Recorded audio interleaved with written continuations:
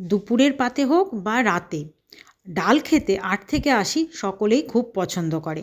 আর ডাল খাওয়া কিন্তু আমাদের সকলের জন্য বেশ উপকারী। নমস্কার বন্ধুরা, রসনালয়ে আপনাদের অনেক স্বাগত। আজ আমি আপনাদের সঙ্গে শেয়ার করব কাঁঠালের বীজ আর মিষ্টি ডাঁটা দিয়ে তৈরি ডালের রেসিপি। তো চলুন শুরু করি। তার জন্য আমি এখানে প্রায় 150 গ্রাম মতো মটরের ডাল ভিজিয়ে রেখেছি। এবার এটাকে খুব ভালো করে 3 বার 4 বার জল পাল্টে পাল্টে ধুয়ে নেব, যেন ডালের মধ্যে কোনো নোংরা না থাকে। আর ডালে দেওয়ার জন্য এই যে মিষ্টি ডাঁটা, বা এটাকে অনেকে কিন্তু কাটোয়ার ডাঁটাও বলে। এটা এখানে যেমন আমি লাল নিয়েছি, এটা কিন্তু আরেকটা একটু সবুজ সবুজ রঙেরও হয়। তো আমি এখানে লাল ডাঁটাটা নিয়েছি, এটাকে মিষ্টি ডাঁটা বা কাটোয়ার ডাঁটা বলে। আর এইটা হচ্ছে কাঁঠালের বীজ। তো বেশ কিছুটা কাঁঠালের বীজ নিয়েছি। তো এই দুটোকেই চলুন আগে কেটে নিই ভালো করে। আমি কিন্তু এই ডাঁটার নিচের যে মোটা অংশটা এইটুকুই নেব, ওপরের সরু অংশটা নেব না, কারণ মোটা অংশটা কিন্তু বেশি মিষ্টি মিষ্টি হয় খেতে, আর ডালের মধ্যে বেশ স্বাদও হয়। আর ওপরের এই পাতার অংশগুলো কিন্তু শাক রান্না করে খাওয়া যায়, কিন্তু যেহেতু এগুলো পোকা পোকা পাতা, তাই ওগুলো আর নেব না। এবার আমি এখানে এই যে নিচের মোটা অংশটা এইভাবে 4 টুকরো করে কেটে নিয়েছি। বেশ মোটা ছিল, ওই জন্য 4টে করে টুকরো করেছি এক একটা ডাঁটাকে। আর এখানে কাঁঠালের বীজগুলোকে আমি দুভাগ করে কেটে ওপরের সাদা খোলাটা ফেলে দিয়েছি। ভেতরের যে কালচে এই গায়ের খোসাটা সেটা আছে, এটাকেও চাইলে যদি ফেলে দেওয়া যায় তাহলে কিন্তু আরও ভালো হয়। তবে আমার হাতে সময় কম থাকায় সেটা আমি আর পারিনি। এবার আমি ডালটাকে জল পাল্টে পাল্টে ভালো করে ধুয়ে নিয়েছি। ডালটাকে আমি এবার দিয়ে দেবো প্রেশার কুকারের মধ্যে। আপনারা অবশ্যই চাইলে কড়াইয়ে করতে পারেন, তবে মটরের ডাল যেহেতু কড়াইয়ে করতে একটু বেশি সময় লাগবে সেদ্ধ হতে, তাই প্রেশার কুকারে দিয়ে নেওয়াটাই বেশি ভালো। এবার আমি এর মধ্যে দিয়ে দেব ওই যে কেটে রেখেছি ডাঁটা আর কাঁঠালের বীজ, সবগুলো এর মধ্যে দিয়ে দেব। কাঁঠালের বীজের খোসাটা ছাড়ালে কিন্তু ডালের যে একটা কালচে রং হবে, সেটা আপনারা পরে দেখলে বুঝতে পারবেন, সেটা কিন্তু আর হবে না। সময় থাকলে অবশ্যই কাঁঠালের বীজের ওপরে কালো খোসাটা ছাড়িয়ে ফেলবেন।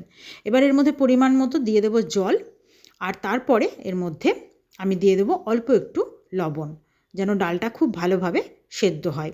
আর কাঁঠালের বীজ আর ডাঁটার মধ্যে লবণের স্বাদটা এই সময় চলে যাবে। এবার প্রেসার কুকারের ঢাকনা বন্ধ করে কয়েকটা সিটি দিয়ে নেব, ডালটা সেদ্ধ করে নেব। তো এটা বসিয়ে দিই। এই দেখুন ডাল আমার একদম সেদ্ধ হয়ে গেছে। এই দেখুন, এটাই আমি বলছিলাম যে এই যে খোসাটা আছে, এটার জন্যই কিন্তু এই যে ডালের যে রঙটা দেখছেন হালকা একটা কালচে ভাব, সেটা কিন্তু হয়েছে। এই খোসাটা ফেলে দিলে এই ডালের রঙটা কিন্তু এরকম একটা কালচে ভাবটা হতো না, দেখতে আরও সুন্দর হতো। তো যাই হোক, একসঙ্গে সেদ্ধ করে নিয়েছি সব। এবার ডালটার জন্য চলুন কড়াই বসিয়ে দিয়েছি গ্যাসের ওভেনে। তো সামান্য একটু বেশ জিরে আমি নিয়েছি। এবার জিরেটাকে একটু শুকনো খোলায় আস্তে আস্তে ভেজে নেব।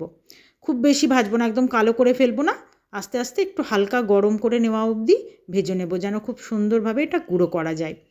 এবার হালকা নাড়াচাড়া করে এটা বেশ গরম হয়ে গেছে। এবার এটাকে আমি নামিয়ে নেব। এটা আমি মিক্সির জারে দিয়ে একটু হালকা গুঁড়ো করে নেব। তো চলুন তারপরে এবার কড়াইয়ে সর্ষের তেল গরম করে নিলাম, নিয়ে তার মধ্যে দিয়ে দেব জিরে, তেজপাতা আর শুকনো লঙ্কা ফোড়ন।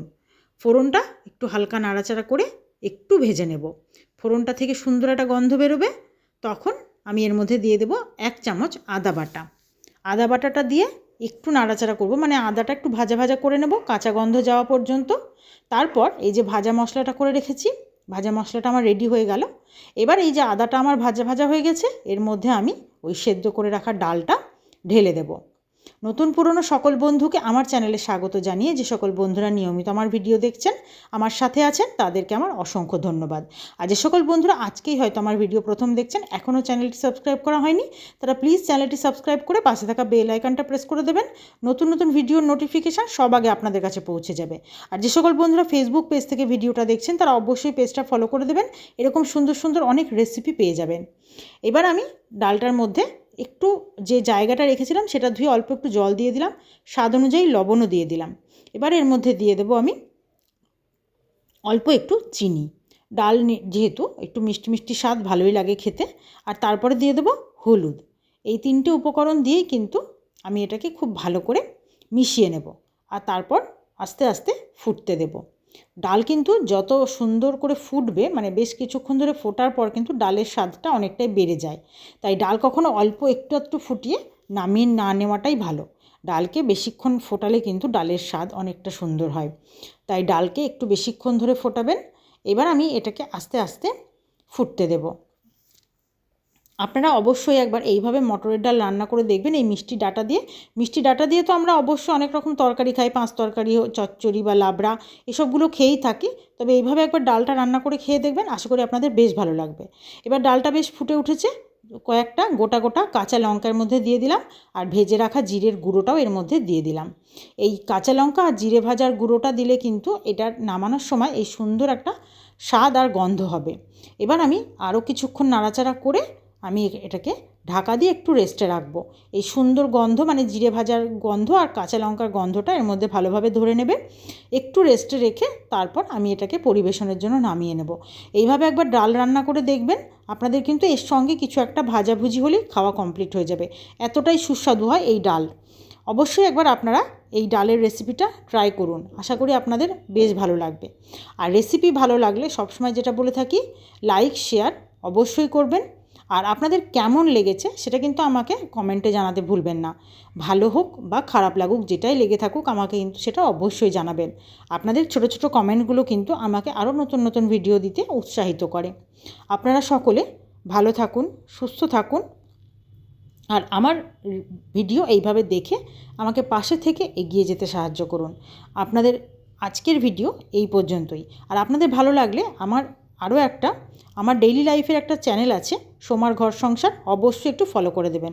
আজ এই পর্যন্তই, ধন্যবাদ।